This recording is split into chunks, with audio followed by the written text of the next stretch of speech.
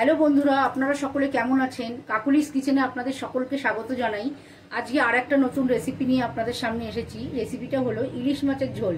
কিন্তু আমি ইলিশ মাছের ঝোলটা একটু অন্যরকমভাবে করব। এটা অনেক পুরনো দিনের একটা রান্না। তা আমি এখানে নিয়েছি বেগুন, কুমড়ো, কালো জিরে, কাঁচা লঙ্কা চেরা আর সামান্য একটু জিরে গুঁড়ো, আর এর সঙ্গে লাগবে হলুদ আর নুন। এবার আমরা এটা বানাতে নেব। আমি ইলিশ মাছটা নুন আর সামান্য একটু হলুদ আর সামান্য একটু নুন দিয়ে আমি এটা মাখিয়ে রেখেছি। আর বেগুনটা নিয়েছি এই রকম ছোট বেগুন। এটা মাছের ঝোলে খেতে খুবই ভালো লাগে। আপনারা যে কোনো ধরনের বেগুন দিয়েই এটা করতে পারেন, কোনো অসুবিধা নেই। আমি এবার এটা বানাতে নেব। তেলটা গরম করে নিয়েছি, কালো জিরেটা দিয়ে দিলাম। এবার আমি এর মধ্যে কুমড়োটা দিয়ে দেবো।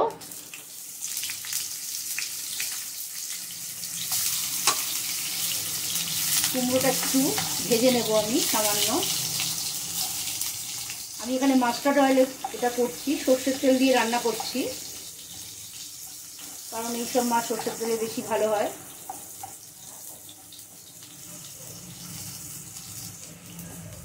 আমি এখানে 2 টেবিল স্পুন মতো সর্ষের তেল ব্যবহার করেছি। আমি এটা ভেজে নেব।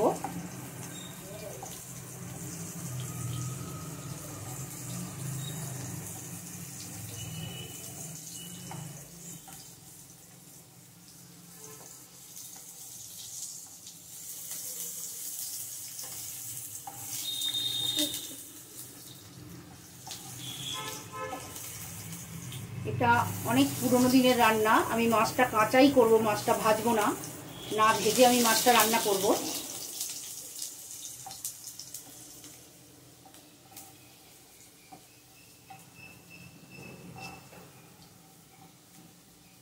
আমি জিরে গুঁড়োটার মধ্যে একটু জল দিয়ে ভিজিয়ে নিয়েছি, আমি সেটা দিয়ে দেব।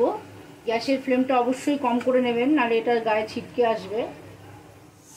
জিরে গুঁড়োটা দিয়ে দিলাম, আর দেব হলুদ গুঁড়ো,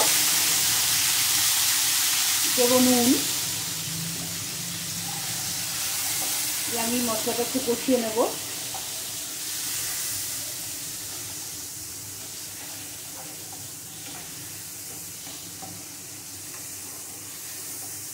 মশলাটা কষিয়ে নিয়ে আমি এর মধ্যে দেব কাঁচা লঙ্কা বাটা। আমি এখানে খানিকটা কাঁচা লঙ্কা বাটা দিলাম।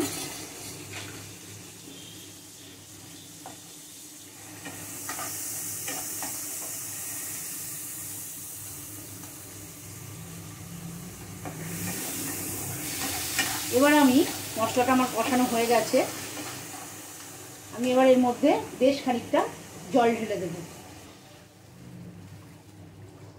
আপনারা যে অনুযায়ী ঝোল খাবেন সেই অনুযায়ী জিরের গুঁড়োটা ব্যবহার করবেন, সেই অনুযায়ী জলটা দেবেন। আমি এবার এটা ঢাকা দিয়ে দেব। ঢাকা দিয়ে এটা ফুটতে দেব।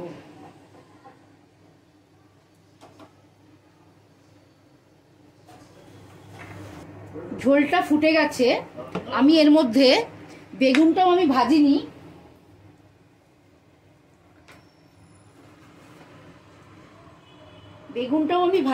আমি এর মধ্যে কাঁচা বেগুনটাই এরকম ঝোলের মধ্যে ছেড়ে দেব। এটা খেতে খুব টেস্ট হয়, কারণ বেগুনের ভাজতে গেলে অনেকটা তেলের দরকার। আমি অতটা তেল ব্যবহার করব না, তার জন্য যখন নাকি ঝোলটা ফুটে ওঠে তখন বেগুনটা ঝোলের মধ্যে ছেড়ে চাপা দিয়ে দিতে হয়। আমি সেটাই করলাম।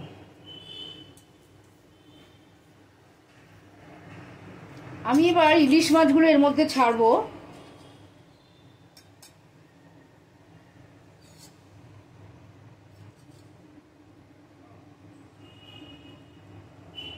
আমি ইলিশ মাছগুলো এর মধ্যে ছেড়ে দিলাম। এবার আমি ঝোলটা ফুটতে দেব।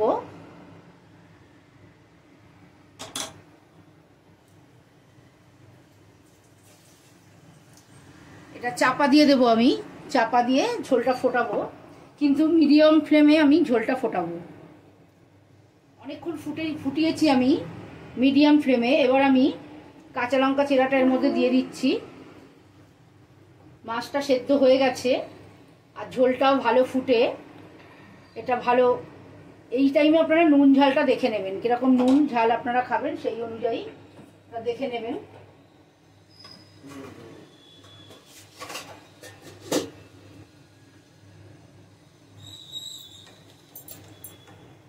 বেগুনটাও সেদ্ধ হয়ে গেছে, কুমড়ো সেদ্ধ হয়ে গেছে, সব সেদ্ধ হয়ে গেছে, মাছটাও সেদ্ধ হয়ে গেছে।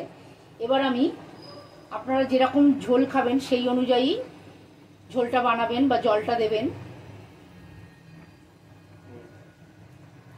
আমি এবার এটা নামিয়ে ফেলবো।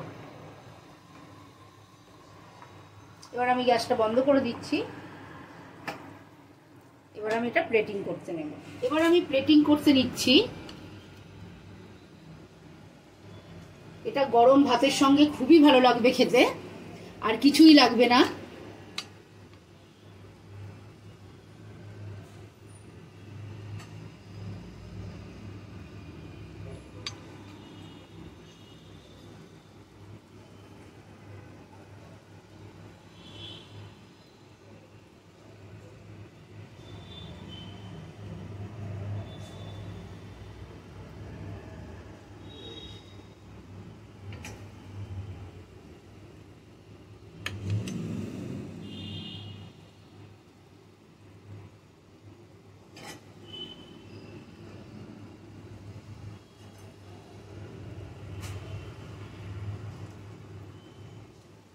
আর বন্ধুরা, আমার ভিডিওটা যদি আপনাদের ভালো লেগে থাকে তাহলে লাইক করবেন, আমার চ্যানেলটাকে সাবস্ক্রাইব করবেন, আর বেল আইকনটা টিপে দেবেন যাতে পরের ভিডিও নোটিফিকেশন আপনাদের কাছে পৌঁছে যায়।